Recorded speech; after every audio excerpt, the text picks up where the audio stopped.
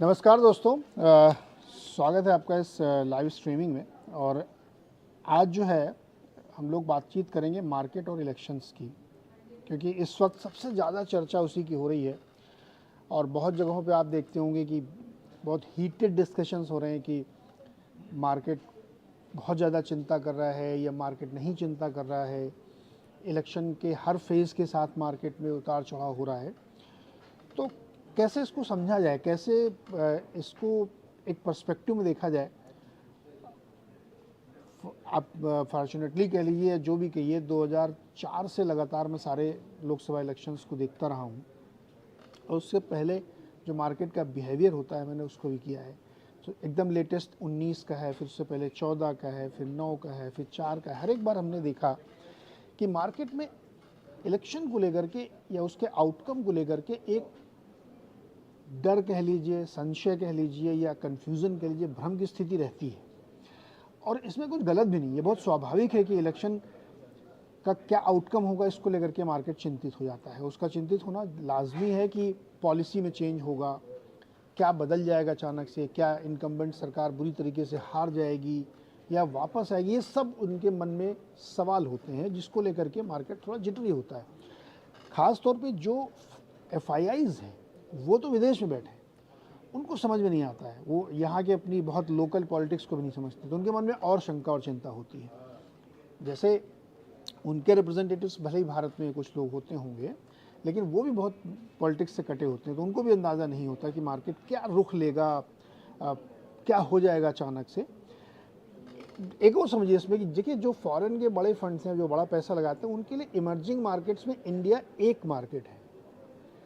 ऐसा नहीं कि उन 24 घंटे उनके दिमाग में भारत चलता रहता है इसलिए वो रोज़ चिंता करते हैं। तो उनके लिए एक इमर्जिंग मार्केट में इंडिया एक मार्केट है, जहां उनका एक सर्टेन एलोकेशन है। इमर्जिंग मार्केट्स के एलोकेशन के अंदर एक इंडिया एलोकेशन है। तो अगर ऐसी कोई सिचुएशन बन रही है तो वो लोग रोक देते हैं कि चलो शायद इवेंट हो जाए, उसके बाद देखेंगे। दुनिया थोड़ी बदली जा रही है, ठीक है, 10% ऊपर या 10% नीचे मिलेगा माल, इससे तो कुछ नहीं होगा। तो वो लोग रुक जाते हैं, और ये इनका एकदम फुल प्रूफ स्ट्रैटेजी है, क्योंकि वो लोग प्योरली प्रोफेशनल और बिजनेस के तरीके से देखते हैं।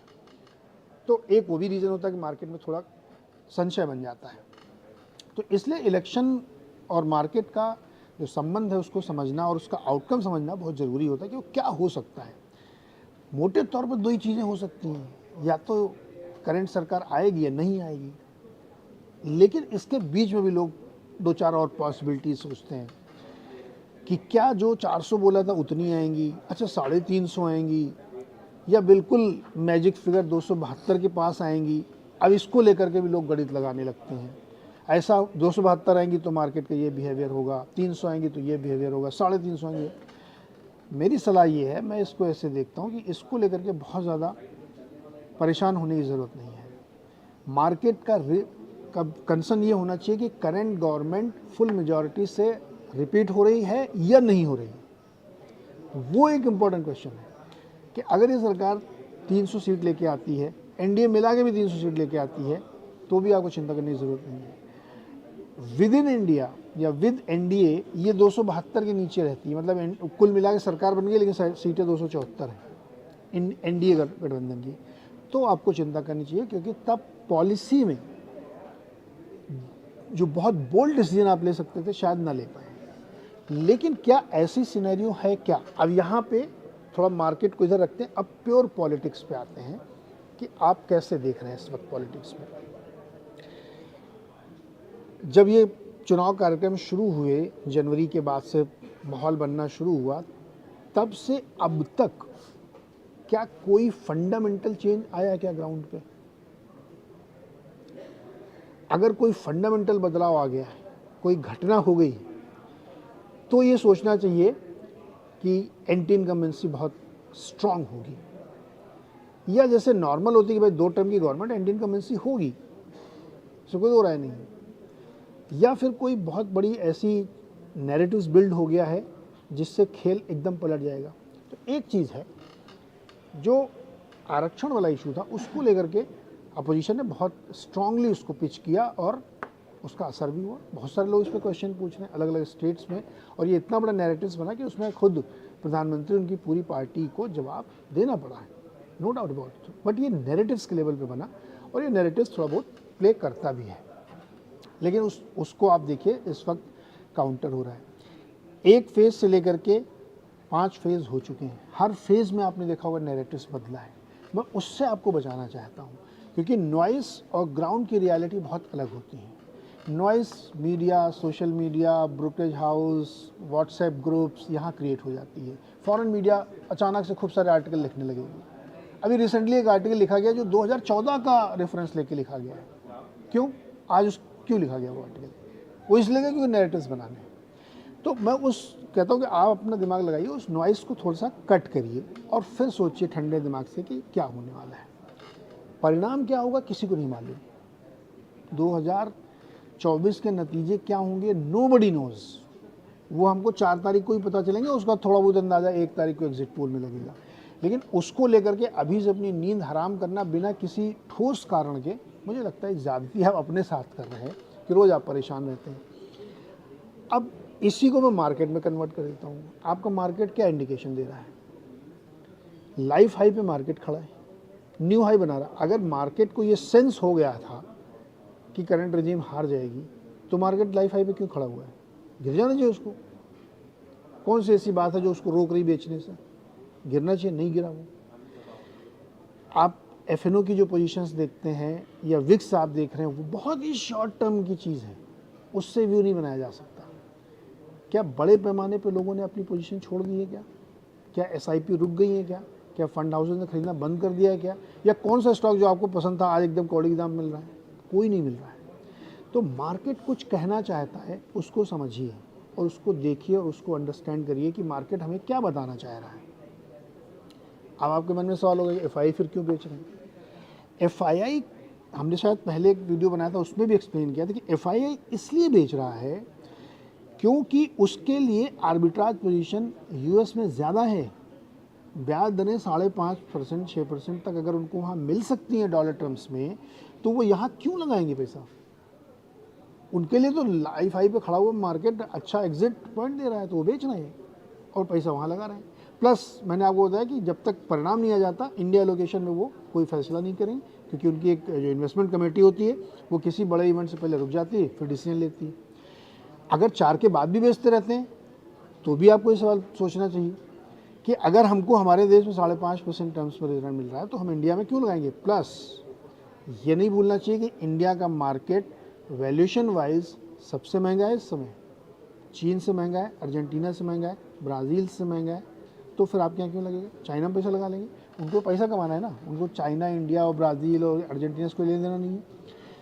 तो इसलिए एफआईआई की सेलिंग का कारण ये नहीं है कि वो आउटकम को लेकर के कोई चिंता करें, उनको तो पता ही नहीं आउटकम, और ना वो उस पर बहुत ज़्यादा ध्यान देते हैं। कोई भी रिजीम है उनको पैसा बनाना है इधर। तो मार्केट और इलेक्शन को इस तरह से जोड़ के देखिए कि एफआईआईज़ का बिहेवियर क्या है, डीआईएस का बिहेवियर क्या है, और मार्केट आपको कुछ बताना चाह रहा है, कुछ कहना चाह रहा है, उसको सोच के देखिए आप कि क्या बता रहा है, क्या पोजीशन छूट रही है, क्या पैनिक है क्या मार्केट में। अगर नहीं है तो सिर्फ मैं आपसे ये कह रहा हूँ कि आपको इतना परेशान होने की ज़रूरत नहीं है। चार्ट को देखेंगे ना क्या पोजीशन बन रही है। एक कंसर्न और हो सकता है जो कई लोगों ने चर्चा में आपने सुना होगा कि क्या 4 तारीख के बाद मान लीजिए अगर ये तेज़ी बनी रहती है और एक फॉर द आर्गूमेंट से कि ये यही गवर्नमेंट कंटिन्यू हो जाती है, तो भी क्या ये तेज़ी बनी रहेगी? वहाँ पे ट्रिक है एक। देखिए इस साल बजट आना है जुलाई में, फुल बजट, और उस बजट में बहुत सारे बड़े बड़े ऐलान किए। प्रधानमंत्री खुद कहने कि अगर वो जीत के आएंगे, जो कि उनको लगता है कि आएंगे, तो 100 दिन का एजेंडा रखेंगे, बहुत बड़े काम करेंगे।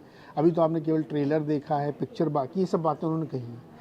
तो जब चूँकि वो खुद कह रहे हैं तो इसलिए मन में एक डर आना स्वाभाविक है कि बजट में कुछ बड़े ऐलान हो सकते, क्या होंगे अभी पता नहीं है। वो फिनेंशियल होंगे, इसमें कोई शक नहीं है। कुछ बड़े इकोनॉमिक रिफॉर्म्स की तरफ वो इशारा कर रहे हैं। गेस वर्क करने से कोई फ़ायदा नहीं है, क्या करेंगे पता नहीं, लेकिन कुछ हो सकते हैं। तो आपका या हमारा या मार्केट के लोगों का अगर रियल डर होना चाहिए तो वो होना चाहिए बजट कि साहब बजट में क्या होगा। उससे पहले थोड़ी पोजीशन आप हल्की कर सकते हैं, लेकिन इलेक्शन आउटकम में भयानक वोलेटिलिटी में आप अभी से कोई पोजीशन बना के उसको प्रेडिक्ट करें, या आइदर साइड की पोजीशन कि साहब ये सरकार बुरी तरह से हारने वाली है इसलिए मैं तो पुट खरीद के बैठ गया, या ये तो बम्पर जीतने वाली मैं कॉल खरीद के बैठ गया। This is a wrong strategy. आप ट्रेडर हैं तो डेली बेसिस पे अपनी एक स्ट्रेटजी रखिए। चल रहा है तो आप करिए, आप लोग डेटा बहुत अच्छा देख लेते हैं, चार्ट बहुत अच्छा रीड कर लेते हैं। इन्वेस्टर हैं अगर आप, तो आपको हर वोलेटिलिटी में एंट्री पॉइंट मिल रहा है।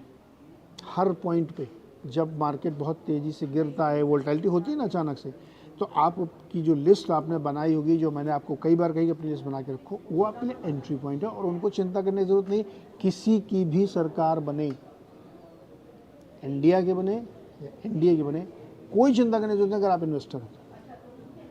4 को देख लीजिए, 9 को देख लीजिए, 14 को देख लीजिए, 19 को देख लीजिए, और अभी आप 24 भी देखेंगे।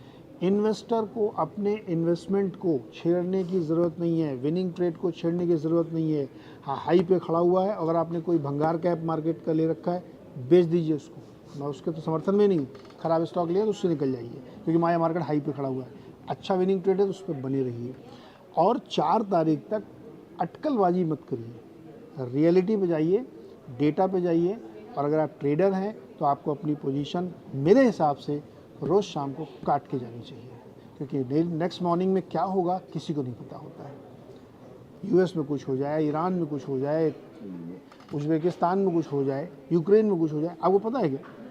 तो गैप डाउन गैप अप का इतना रिस्क या इतना एडवेंचर करने की ज़रूरत नहीं है, उसको आप ध्यान रखिए। अगर आप ट्रेडर हैं तो आप दिन भर करिए, जो मर्जी करिए, लेकिन ओवरनाइट पोजीशन होल्ड करने से बचिए। डेली बेसिस पे बनाइए। 1 तारीख को एग्जिट पोल आ जाएगा, 1 तारीख को शनिवार है। संडे को आप ठंडे दिमाग से बैठिए, सोचिए, और उस दिन आपको इतना कंफ्यूज किया जाएगा ना कि आप सोच नहीं सकते हैं। क्योंकि एग्जिट पोल आप देखिएगा, इधर से लेके इधर तक इतनी बड़ी रेंज में आएंगे, आपको समझ में नहीं। आप अभी जितना आप कंफ्यूज, उससे दुगना कंफ्यूज आप 1 तारीख की शाम को होने वाले हैं। फिर आपको लगेगा यार मंडे को क्या करना है, हमें कुछ समझ में नहीं आ रहा है। मंडे को मार्केट भारी वोलेटाइल हो सकता है, भारी वोलेटिलिटी हो सकती है मंडे को, इसलिए बहुत ध्यान रखिएगा। मंडे को बहुत ज़्यादा ध्यान आपको रखना है 3 तारीख को, क्योंकि भारी उठापटक होगी, रेंज इतनी बड़ी होगी, हो सकता है कोई 260 से लेकर के 360 तक की, 400 तक की रेंज दे दे। आपकी समझ में नहीं आएगा साहब ऐसा कैसे हो सकता है। तो इसीलिए डेली बेसिस पे स्ट्रेटजी बनाएं। इन्वेस्टर है तो डरने चिंता करने की ज़रूरत नहीं, अच्छे स्टॉक पकड़ के बैठे, कोई दिक्कत नहीं है। अब लाइक्लीहुड क्या होगा 4 तारीख को, किसकी सरकार बनेगी, मजबूत सरकार बनेगी या क्या बनेगी, तो इसका जवाब आपको 4 को ही मिलेगा पुख्ता तौर पे। मैं अभी कोई बात बोल दूं, कोई अटकल लगा दूं, तो आप कहोगे अच्छा आपने बोला था वैसा क्यों नहीं हुआ, इसलिए मैं उस अटकल में नहीं जाना चाहता, मैं भी उसी में शामिल हो जाऊं, नहीं। एक फेज़ और हो जाने दीजिए, 6 फेज़ जब हो जाएंगे तो उस वीक में मैं आपको थोड़ा बहुत हिंट करूंगा कि मेरी स्टडी या मेरी जानकारी क्या कहती है। मैं पहले ये डिस्क्लेमर बता दूं कि मेरे ग्रुप की तरफ से कोई एग्जिट पोल नहीं हो रहा है, कोई ओपिनियन पोल नहीं हो रहा है। जो कुछ मैं आपको बताऊंगा वो मेरा इंडिविजुअल एनालिसिस होगा, मेरा इंडिविजुअल जानकारी होगी और वो एनालिसिस होगा। लेकिन मैं आपको थोड़ा हिंट करूंगा, लेकिन 6 फेज़ के बाद, यानी 27-28 के आसपास, कि लाइक्लीहुड क्या हो सकता है। और वो आपको मैं लॉजिक भी दूंगा कि मुझे ऐसा लगता है ये ही हो सकता है, यहाँ सीटें कम हो सकती है, यहाँ सीटें बढ़ सकती है, यहाँ इंडिया को गेन है, यहाँ पे इंडिया को गेन है, और फाइनल आउटकम क्या हो सकता है। लेकिन आज कृपया अपनी नींद खराब ना करें, आराम से ट्रेड करें, डेली बेसिस पे ट्रेड करें, कोशिश से करें कि पोजीशन छोड़ के जाएं। नेक्स्ट डे के लिए रात भर के रिस्क मत लीजिए, अभी बहुत वोलेटिलिटी हो सकती है। विक्स आप देखिए रहे कहाँ पे खड़ा हुआ है। तो ये जो 5-6 चीज़ें हमने आपको बताई, इसको अपने बिल्कुल दिमाग में रखिए और बिल्कुल घबराइए मत। इन्वेस्टर को तो बिल्कुल बिंदास रहना चाहिए, उसको तो कोई टेंशन ही नहीं लेनी चाहिए।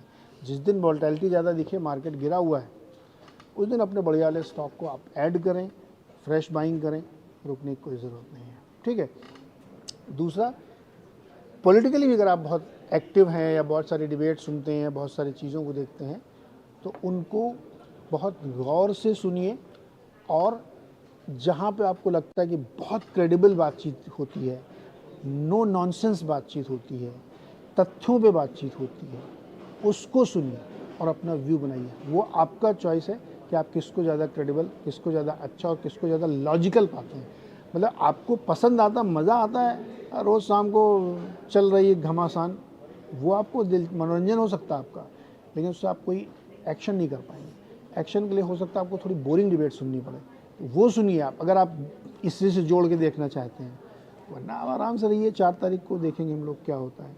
तो मेरा आज इस शो को या इस चर्चा को बनाने का मतलब सिर्फ यही था कि इलेक्शन और मार्केट का बहुत गहरा संबंध है, लेकिन अटकलबाजियों का कोई लेना देना नहीं है। और फलौदी और फलाना और ढमकाना, सट्टा बाज़ार में ये चल रहा है, उन्होंने इतनी सीट दी, उन्होंने उतनी सीट, उनकी लोकस स्टैंडाई क्या है जो ये इस तरह से कर रहे हैं, उससे बचिए। Be patient, be scientific, be logical and be calm. चिंता करने की ज़रूरत नहीं, ठंडा पानी पीजिए, आम का पन्ना पीजिए, ऐश करिए। नेक्स्ट वीक बीच में एक दिन हम एक वीडियो बनाएंगे जिसमें हम कोशिश करेंगे कि मेरा अपना एनालिसिस पॉलिटिकली क्या कहता है कि आउटकम लाइकलीहुड क्या हो सकता है। आपको उससे कुछ हेल्प मिले। अगर लाइक आए तो लाइक कर दीजिएगा, आपको लगता है कि मैं भी बकवास कर रहा हूँ तो छोड़ दीजिएगा। बहुत बहुत शुक्रिया आज के लिए।